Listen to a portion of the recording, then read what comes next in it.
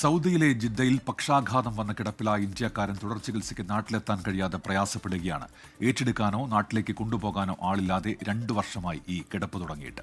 അടച്ചുപൂട്ടലിന്റെ വക്കിലെത്തിയ ആശുപത്രിയിൽ ഇപ്പോൾ ഈ ഒരു രോഗി മാത്രമാണുള്ളത്. ഇന്ത്യൻ കോൺസുലേറ്റിന്റെയും സന്നദ്ധ സംഘടനകളുടെയും അടിയന്തര ഇടപെടലുണ്ടായാൽ രോഗിയെ നാട്ടിലെത്തിക്കാൻ കഴിയുമെന്നാണ് പ്രതീക്ഷ.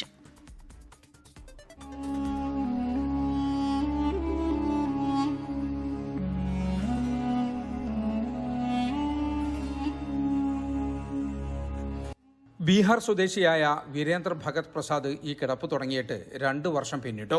തുടർ ചികിത്സക്കോ നാട്ടിലേക്ക് കൊണ്ടുപോകാനോ ആരും മുന്നോട്ട് വരാത്തതാണ് കാരണം. പക്ഷാഘാതം വന്ന് 2023 ഡ്രൈവറായി ജോലി ചെയ്തിരുന്ന ഇദ്ദേഹത്തെ ജിദ്ദയിലെ സ്വകാര്യ ആശുപത്രിയിൽ പ്രവേശിപ്പിച്ചത്. ജോലി ചെയ്തിരുന്ന കമ്പനി ഇദ്ദേഹത്തെ നാട്ടിലയക്കാൻ അന്ന് മുന്നോട്ട് വന്നിരുന്നെങ്കിലും ഇൻഷുറൻസ് കമ്പനിയുമായുള്ള തർക്കം കാരണം അത് നടന്നില്ല. എന്നാൽ ഇപ്പോൾ ഇൻഷുറൻസിന്റെ കാലാവധി തീർന്നു.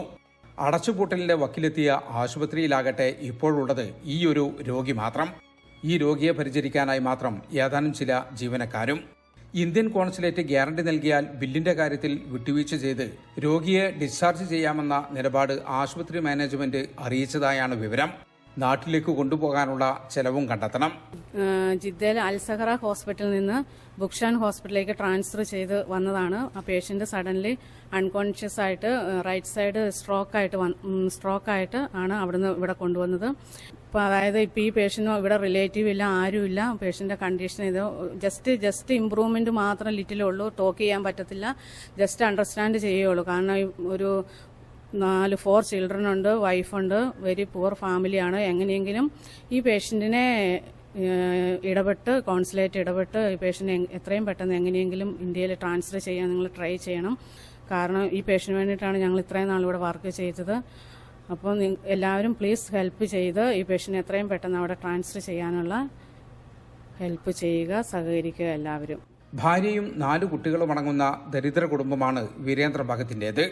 എത്രയും പെട്ടെന്ന് നാട്ടിലെത്തിക്കാൻ സഹായിക്കണമെന്ന് കുടുംബം ഇന്ത്യൻ കോൺസുലേറ്റിനോട് ആവശ്യപ്പെട്ടു.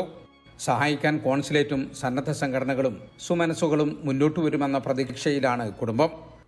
ഈ ഒരു രോഗിക്ക് വേണ്ടി മാത്രമാണ് ഇപ്പോൾ ഈ ആശുപത്രി പ്രവർത്തിക്കുന്നത്.